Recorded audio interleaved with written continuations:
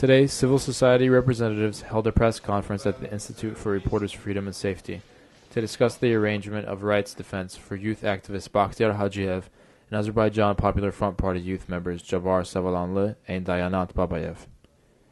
East-West Studies Center head Arastun Orojlu said that the civil society condemned the recent arrests.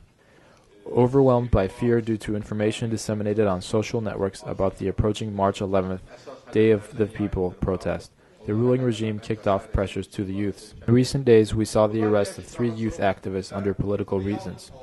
Youth activist Jabar Savalanlı was arrested under set-up narcotics charges, the same charge that had been brought against satirical poet Mirza Sakit and journalist Aynullah Fatuliev earlier.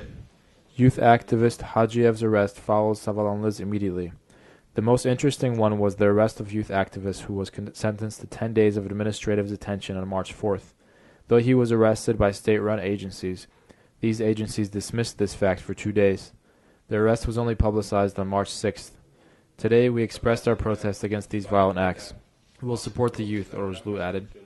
Law Education Society head lawyer Intigam Aliyev said that civil society representatives will support youths in the March 11th movement. The main target of the recent arrests in the country are the youth. The aim is to break the youth activists' persistence. Public agencies are now involved in crime themselves. We will appeal to the international organizations and demand them to put an end to double standards towards Azerbaijan. Journalist Shahvalad Chobanoglu said that the young people were detained because of their will to use their constitutional rights and hold a meeting within the legal framework.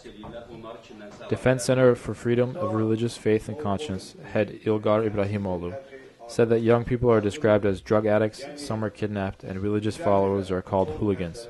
According to Ibrahimoglu, these steps are aimed at keeping the society in fear. IRFS head Emin Husseinov said that 2 NGOs were expelled from their office, and that similar cases can occur in Baku too. According to Peace and Democracy Institute's director, Leyla Yunus, armed forces have been brought to the city due to the approaching so-called Day of People's protest, scheduled for March 11th. On the day of protest, Yunus called for military restraint.